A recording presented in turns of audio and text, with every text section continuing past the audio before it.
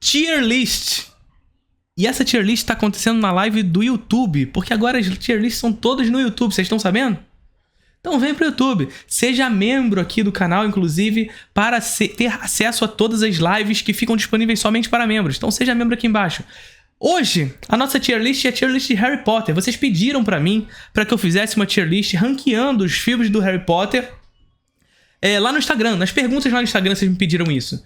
Então chegou. Vocês fizeram a tier list pra eu fazer. Aliás, sempre que vocês quiserem que eu faça determinada tier list de determinado tema, eu dependo que vocês façam a tier list pra mim. Não adianta eu fazer uma tier list pra eu mesmo fazer.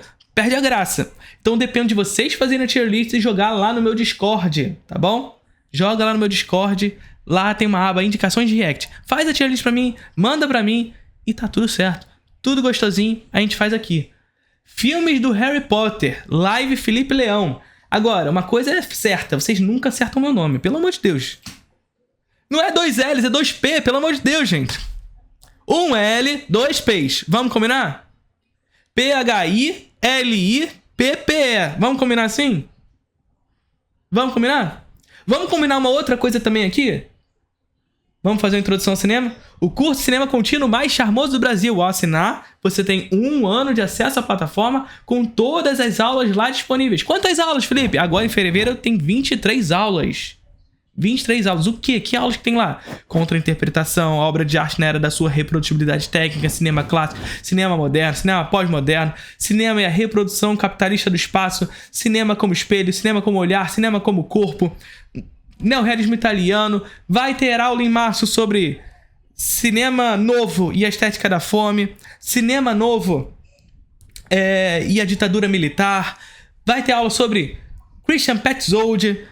Sim, Hitchcock, já tem lá na introdução ao cinema 2 aulas do Hitchcock. Uma aula sobre Vértigo, inteirinha sobre Vértigo, 3 segundos de plano do Vértigo, montaram uma aula inteira sobre Vértigo. Uma aula sobre MacGuffin, Psicose e Interlúdio. Assim, tem muita coisa lá, e você não faz parte ainda. Mas Felipe, só tem isso lá? Caralho, puta que pariu, o que você quer mais? O que mais tu quer? Olha a quantidade de coisas que eu falei. Mas tu quer mais? Então toma mais. Além de todas essas aulas que já estão lá disponíveis, você tem 2 aulas novas todos os meses. 2 aulas novas todos os meses, cara. Vai perder? Então se inscreve. Link na descrição do vídeo. Vamos lá. Ranqueando os filmes do Harry Potter, live Felipe Leão. E aqui o nosso querido já botou a pica. E normalmente a gente bota que a gente só aguenta 5 picas. Mas como são poucos filmes, né? A gente não vai botar 5 picas. Vamos botar quantas picas aqui? 1 pica. Hoje a gente tá conservador. Hoje a gente tá conservador. Tá bom?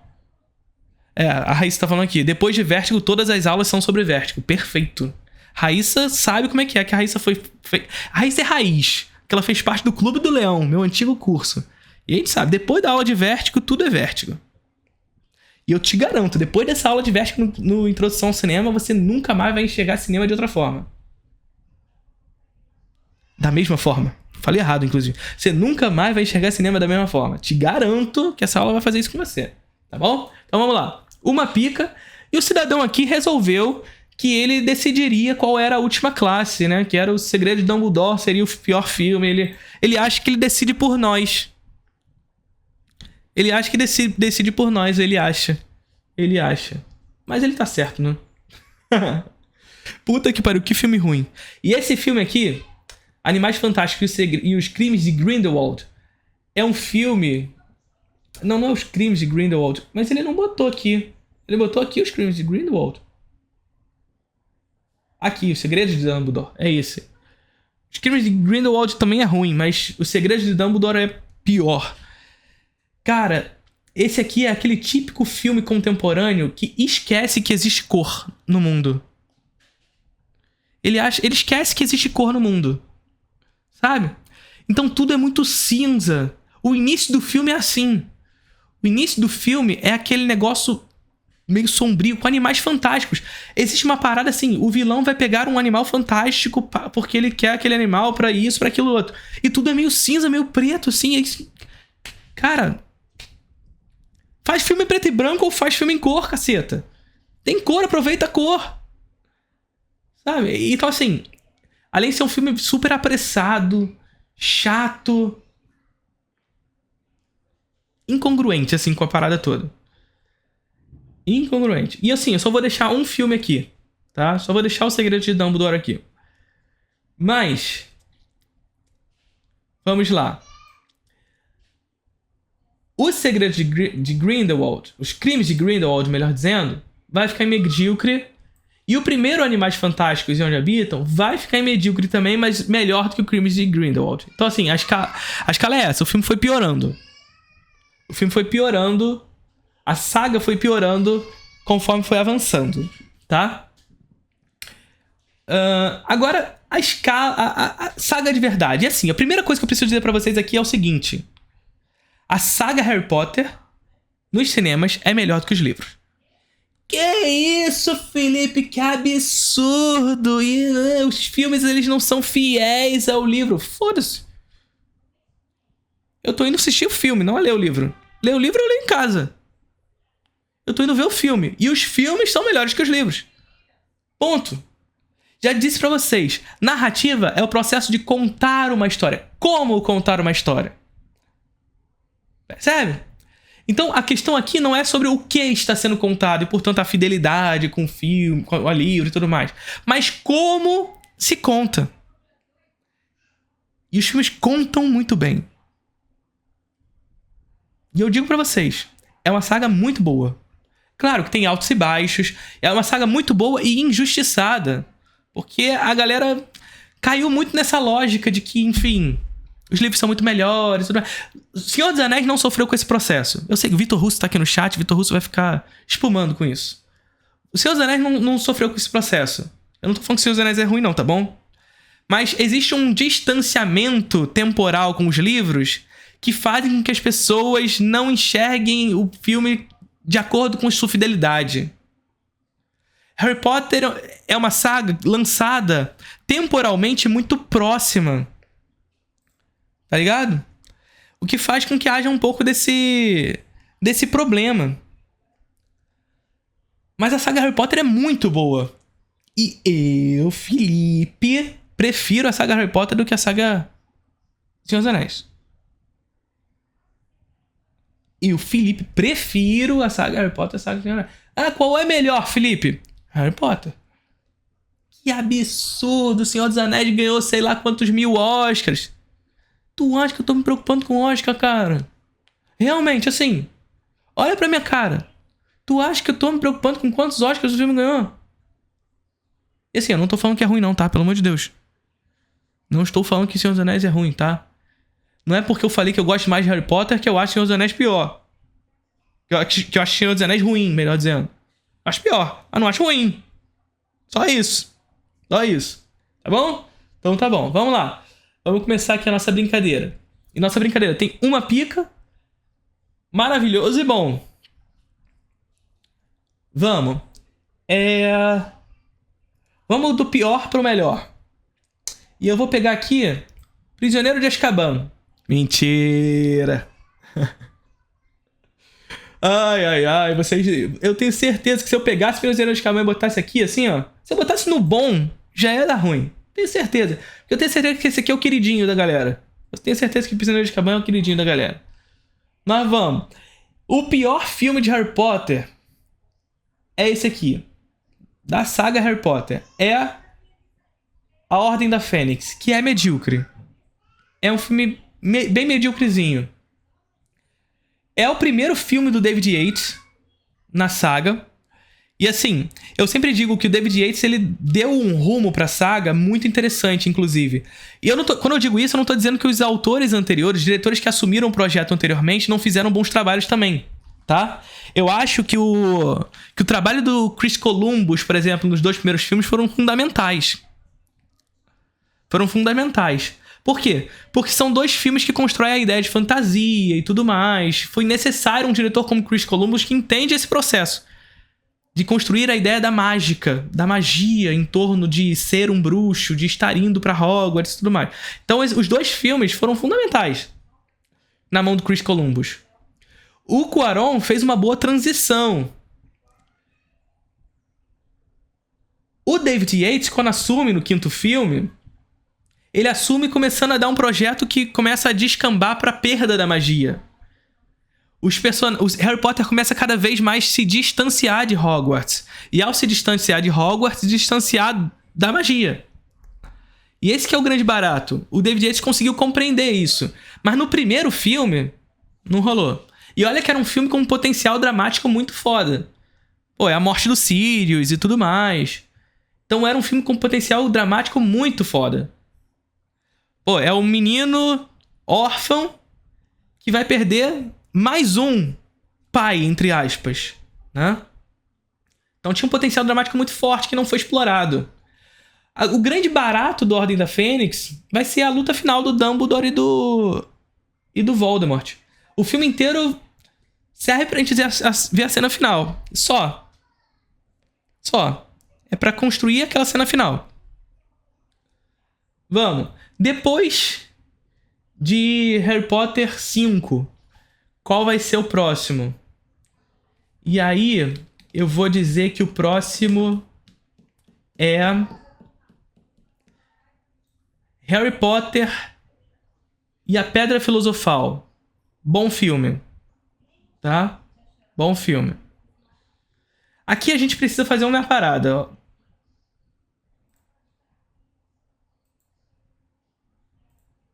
Pera aí, a gente criou duas, na verdade.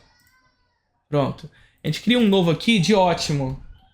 Que não faz sentido a gente pular do bom pro ótimo, né? Então a gente cria o ótimo aqui. E aí a Câmara Secreta é aquilo que eu disse pra vocês. É Chris Columbus assumindo um projeto e fazendo o que ele sabe fazer. Filme de fantasia. E o Harry Potter 1, ele é muito exitoso na construção desse mundo fantástico. Na construção dessa magia na mente dessas crianças. São crianças que estão indo para um mundo de mágica. Todo mundo sonhou, pelo menos as pessoas da minha idade, que viveram, que cresceram junto com o Harry Potter. Eu tinha 11, 12 anos na época que lançou. Receber a carta de Hogwarts, sabe qual é? De ir no beco diagonal, comprar as paradas. Sabe? E ir pra Hogwarts. E esse filme, ele constrói essa magia na mente do espectador. E ele constrói essa mente do espectador e é fundamental nessa construção para criar o imaginário dessa magia que vai se perder durante a saga. E esse é o grande barato da saga. Ela se conecta muito bem. Não é uma saga em que cada um dos filmes tem potenciais dramáticos muito distintos, assim. Um filme que tá mais à frente funciona, tem um potencial dramático muito forte porque o outro possibilita isso pra ele. Porque os primeiros possibilitam. Então toda a construção de fantasia que se inicia no primeiro e no segundo filme são fundamentais para essa perda da magia que se constrói posteriormente. Tá? Então assim, bom, eu acho que Harry Potter, esse é o bom. E o Câmara Secreta vai ser o seguinte, eu vou botar em ótimo. Então assim, pra vocês verem, a saga quase inteira pra mim tá de bom pra cima. É bom, ótimo, maravilhoso e pica. Tá? E A Câmara Secreta é um filme que, apesar de ser feito pelo Chris Columbus, e portanto ter uma pegada de magia, uma pegada de inocência ainda na encenação, que reflete muito da atuação dos personagens, que são crianças ainda, é um filme que já começa a trazer, inclusive, alguns elementos de terror, né? O sangue pintado na parede, o basilisco, que é o monstro, que é uma figura do cinema de terror, sabe? Esse monstro que está à espreita, chegando, que você não pode olhar, sabe? Então, apesar de ser um filme de fantasia, que carrega uma certa inocência, e essa inocência ela tá explícita sobretudo na forma, e a forma como essa inocência é transmitida através do estilo empregado pelo Chris Columbus contribui na inocência dos seus personagens, faz com que esses dois primeiros filmes sejam fundamentais para a construção da fantasia. Mas então, assim, esses dois filmes nessa ordem, então, com o Harry Potter sendo um filme já ótimo, o Harry Potter e a Câmara Secreta. Vamos, próximo. Em seguida,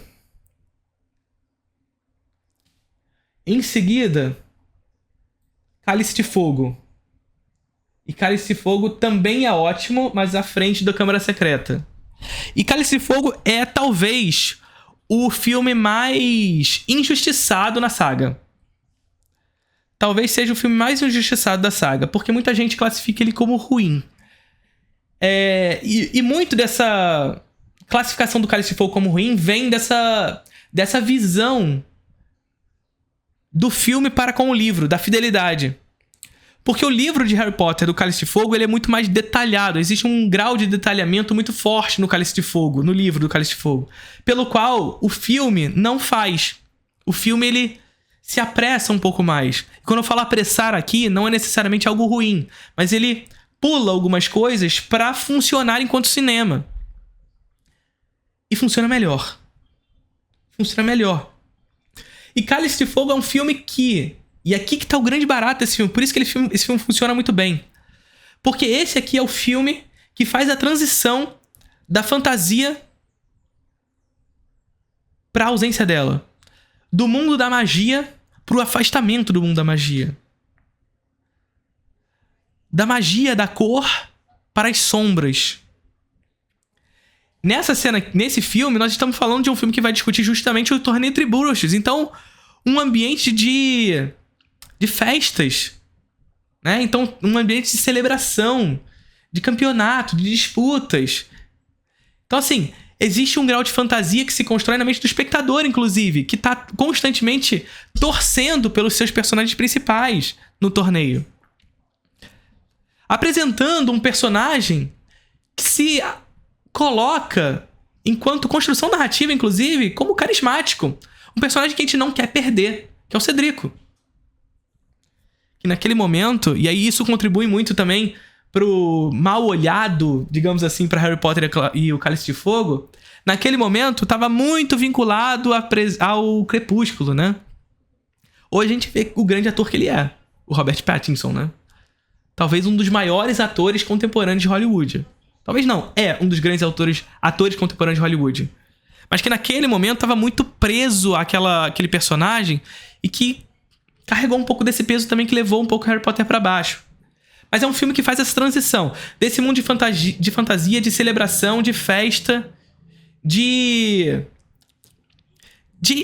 relações infanto-juvenis, né? Então, assim, o menino tendo que cortejar a menina para levar pro baile, toda essa coisa que tá muito ligado à adolescência. Mas que no final do Torneio Triburos, nós temos o problema se estabelecendo. Ou seja, o final do filme é um ponto de virada da saga inteira. Por isso que esse filme é muito importante. Porque o final de Cálice de Fogo é uma virada da saga. A saga deixa de ser de fantasia, melhor, ela continua sendo de fantasia, mas ela vai pouco a pouco abandonando a fantasia, ou se distanciando dela, melhor, a palavra melhor é distanciando. Ele vai se distanciando da fantasia em direção ao horror. Quando eu tô falando aqui, não é o horror enquanto gênero, tá? Apesar do horror estar constantemente aparecendo ali enquanto ferramenta narrativa também. Mas se direcionando à solidão, à perda de magia, à perda ao conflito de amizade. As amizades são postas à prova, ao melodrama. Estão ligados nisso? O melodrama passa a ser um instrumento fundamental de construção narrativa, na medida em que se coloca dilemas morais nesse mundo onde a fantasia vai se perdendo. Dilemas que se colocam na amizade dessas pessoas. Sabe? Porque essas pessoas estão desprendendo as suas vidas em razão do herói, que é o Harry Potter. Sabe? É uma jornada do herói aqui. O mundo acontece por conta da individualização do personagem, da individualização do herói.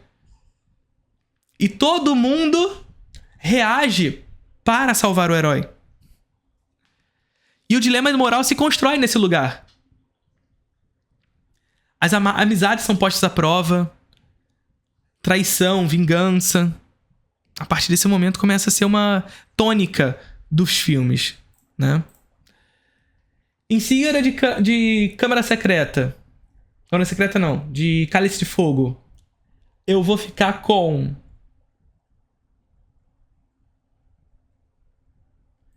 Relíquias da Morte, parte 2. Que é maravilhoso. Que é mais um filme que foi um pouco... distorcido, digamos assim. Não é a palavra correta, mas ficou muito mal falado em determinado momento. Mas eu acho que é um filme que finaliza muito bem a saga.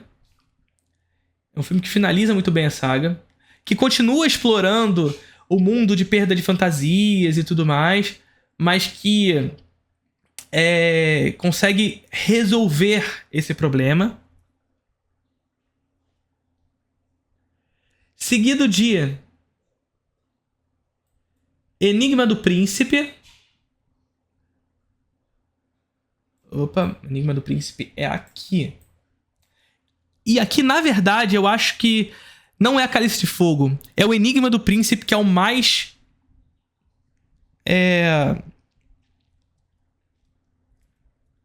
injustiçado da saga. Eu acho que o Enigma do Príncipe é o mais injustiçado da saga. O Enigma do Príncipe é um filme com potencial dramático muito forte.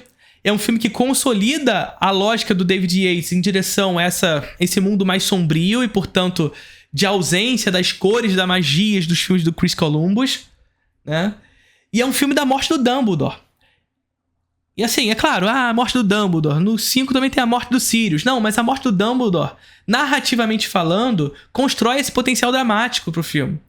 O Harry Potter, nesse filme, ele começa a ir atrás das Horcruxes. E indo atrás das Horcruxes, ele vai entrando numa decadência trágica. O que estruturalmente é muito interessante. Então, o Enigma do Príncipe, pra mim, nessa posição. E agora? Temos os 2 filmes restantes. Os 2 filmes restantes. O queridinho da galera e Harry Potter 7.1.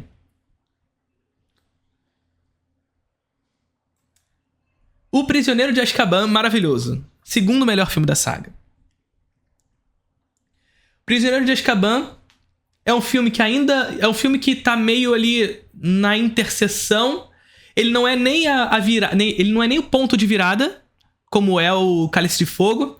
E ele nem é a magia dos filmes do Chris Columbus. Ele é um filme que avança um pouco em comparação ao Cálice... ao Câmara Secreta, né? Que, como eu disse pra vocês, é um filme de fantasia, é um filme que carrega muita inocência dos seus personagens, mas que ainda assim já explora alguns elementos de horror ali, com a presença do monstro, a presença do sangue na parede, da água no chão, os corredores vazios e tudo mais. Então tem uma presença do horror ali no Câmara Secreta, que o Prisioneiro de Azkaban amplia um pouco com a presença, por exemplo, dos Dementadores, né? Começa a surgir os Dementadores, a figura do Sirius Black espreitando a chegada do Sirius Black, depois a Bellatrix Lestrange, né? Então, pra quem não sabe, né? O Sirius Black, a princípio, ele se apresenta como um vilão, né? Que tá espreitando, tá chegando, a figura do lobo e tudo mais, né?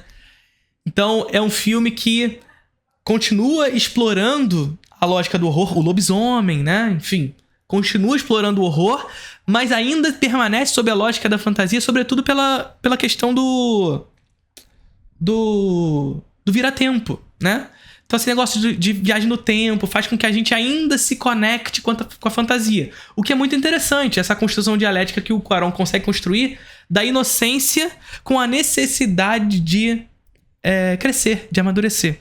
Então é um filme que explora isso de maneira bastante interessante. Mas o melhor filme da saga é Harry Potter 7.1. Esse filme aqui, eu não brinco ao dizer que é uma obra-prima. Não brinco em dizer que é uma obra-prima. É um dos meus filmes favoritos da década passada. Isso eu não estou brincando, eu estou falando muito sério, tá? É um dos meus filmes favoritos da década passada. E é um filme que compreende muito bem a sua história. Eu digo assim, a história dos seus filmes anteriores e a sua função dentro da história. É um filme que também carregou um pouco de injustiça, porque pra muita gente se transformou um filme de passagem, né? Porque naquela época muita gente falou, não, tinha que ser só um filme, os dois separaram e não fez muito sentido, porque parece que o 7.1 não acontece nada. Mas aí que tá a grande questão. Harry Potter 7.1 é sobre nada. E esse que é o grande barato do filme. Porque 7.1 é o momento onde, de verdade, os nossos personagens descobriram que a fantasia acabou. Não existe o mundo de fantasia que eles tanto sonharam, que eles tanto lutaram pra construir. Esse mundo não existe. Esse mundo agora os ameaça a cada esquina. E, portanto, a todo instante, esses personagens precisam fugir da fantasia, fugir de Hogwarts. E, portanto, a cada instante do filme, eles estão num outro lugar. E num outro lugar vazio. Numa floresta, em cima de um penhasco, debaixo de uma ponte. Sempre fugindo do mundo. Sempre fugindo do mundo. Então veja, é um filme de passagem, mas um filme que é necessário para explicitar a solidão desses personagens frente ao mundo. E ao explicitar a solidão desses personagens frente ao mundo, sobretudo os 3 personagens centrais, o dilema moral pelo qual eles estão inseridos nesse mundo. Amizades postas à prova. O grupo se desfazendo. O medo os ameaçando. A morte do Dobby, que é fortíssima. Que nada mais, nada menos, a morte do Dobby representa a morte da fantasia. Pra quem não lembra, o Dobby foi apresentado pra gente no filme 2, na Câmara Secreta. A morte do Dobby é a morte da fantasia. E a inserção no mundo de necessidade de amadurecimento involuntário. Um amadurecimento que não se espera. Frente às ameaças que se seguem. Então, assim, Harry Potter 7.1 é um filme de passagem. Mas é um filme de passagem para construir esse amadurecimento sobre esses personagens frente a essa solidão que o mundo se constrói. E aqui tem a cena mais bonita de toda a saga.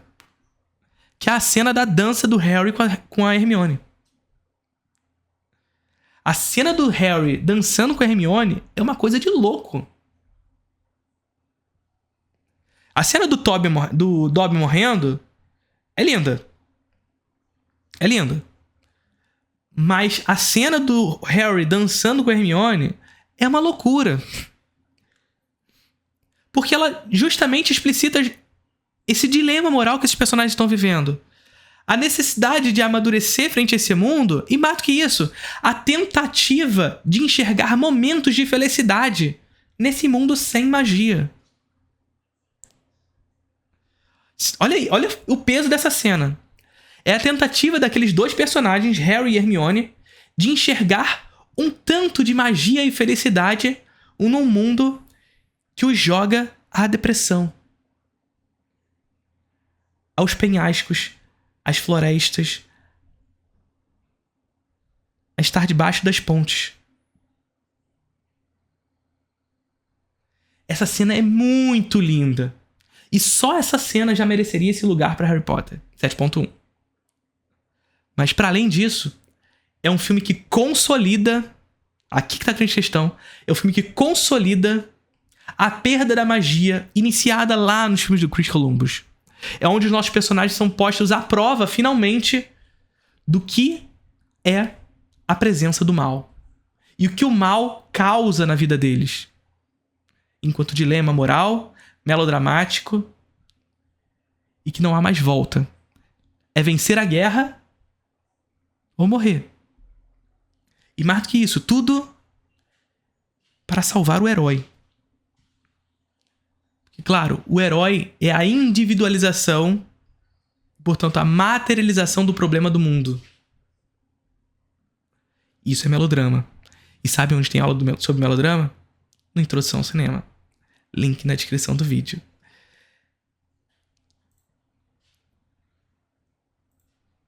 Lindo, lindo. Fechou?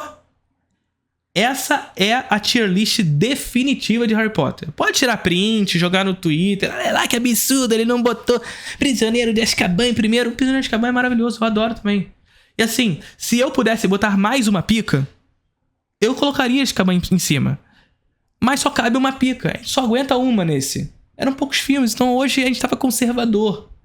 E só aguentando uma pica, se tem um filme pica nessa saga, é Harry Potter 7.1. Me desculpa, mas é assim que funciona. Tá bom? Então tá bom. Curtiram o vídeo?